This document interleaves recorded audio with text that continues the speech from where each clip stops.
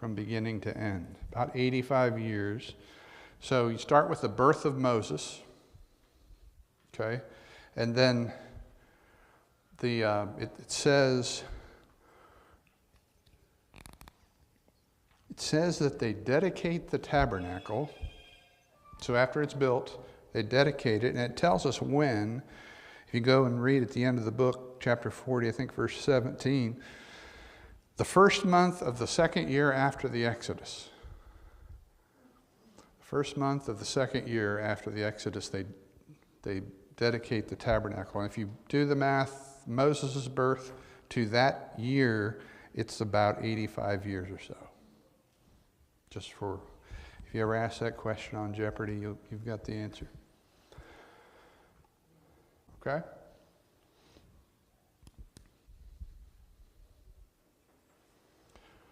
A lot of the overall message of the book, you can sort of summarize based on two passages in the book, if you want a sort of a good overview. One is when Moses is called by God. If you go back to his call, chapter 6.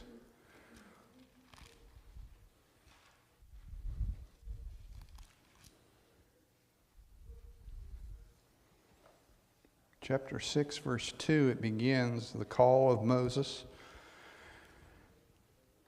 God spoke to Moses and said to him, I am the Lord. Remember, when you see that word Lord in all capital letters, that's God's specific personal covenant name, Yahweh. I am the Lord. I appeared to Abraham, to Isaac, and to Jacob as God Almighty. Now that's a different word. God Almighty it's El Elyon. Okay, that's different sounding than Yahweh, right? Okay, so when he says, I am the Lord, all caps, that's Yahweh. And here he says, when I appeared to Abraham, Isaac, and Jacob, I appeared as God Almighty, El Elyon. El Shaddai. El Elyon is a different one. But by my name, the Lord, I did not make myself known to them, he says. I also established my covenant with them to give them the land of Canaan, the land in which they lived as sojourners. Moreover, I have heard the groaning of the people of Israel, whom the Egyptians hold as slaves, and I have remembered my covenant. Say therefore to the people of Israel, I am the Lord, and I will bring you out from under the burdens of the Egyptians, and I will deliver you from slavery to them, and I will redeem you with an outstretched arm and with great acts of judgment. If you ever are studying that word redeem or redemption, even in the New Testament, this is a great passage to go back and figure out what that word means, because God is dealing with people in slavery, and he says, and I will redeem you with an outstretched arm and great acts of judgment. I'm going to take you out of slavery by my great power. That's what redemption is, being taken out of slavery, being bought out of slavery.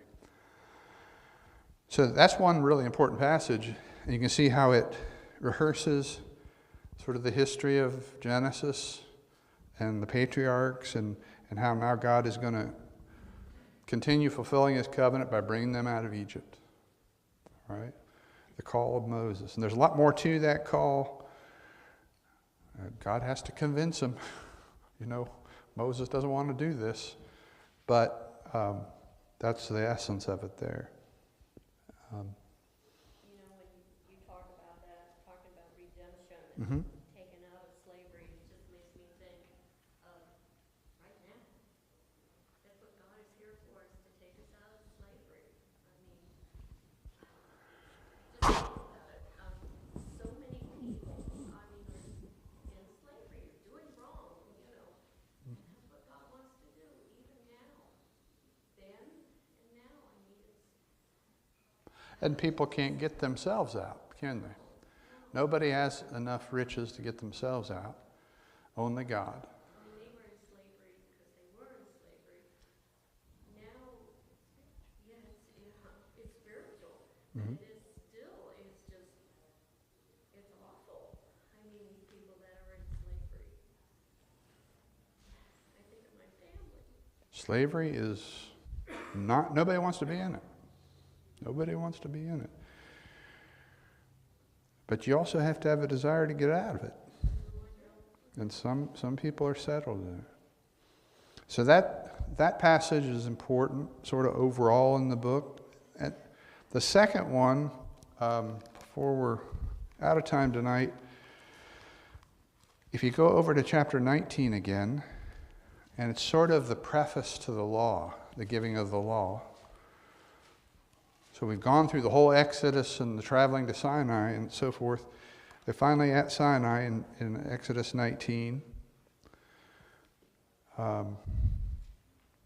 already read verse 1. They came into the wilderness of Sinai. They set out from Rephidim and came into the wilderness of Sinai. They encamped in the wilderness. There Israel encamped before the mountain, while Moses went up to God. So Moses goes up to the mountain. The Lord called to him out of the mountain, saying, then his words are really important.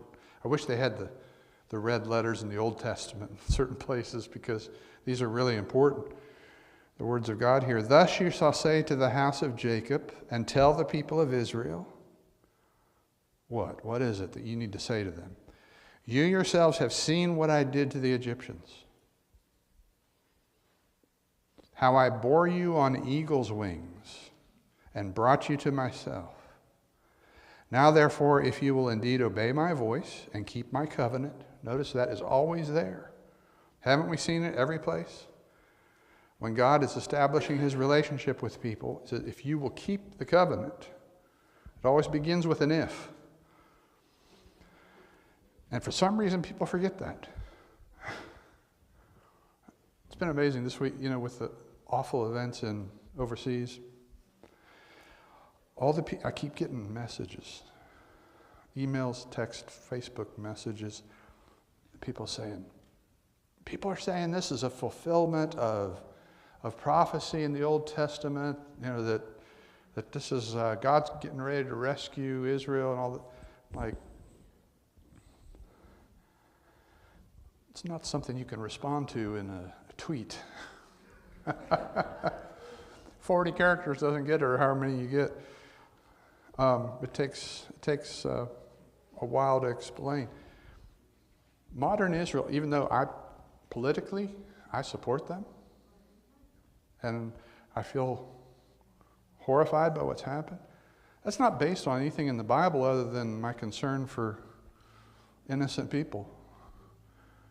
Because modern Israel isn't the people we read about here. Why? Because if you will indeed obey my voice and keep my covenant, you shall be my treasured possession among all peoples. It's a big if. And you shall be a kingdom to me of priests and a holy nation. These are the words you shall speak to the people of Israel. Once you abandon the covenant is over. And that's the same, that'd be the same with us too. In our covenant with the Lord, if I walk away from the Lord, then I have no right to stand before God and say, rescue me, okay? Unless I'm willing to obey. Well, they almost get rescued if they do exactly what I did and you did. Sure. And none of them comes before the Lord. Have to accept the Lord. None of that changes until you're in that breath, but Okay. So we'll look at major themes next time. I maybe should have held that sheet until next time, but that's what you'll need next week, the blue sheet, as far as filling in blanks on major themes in Exodus. Thank you all for being in class.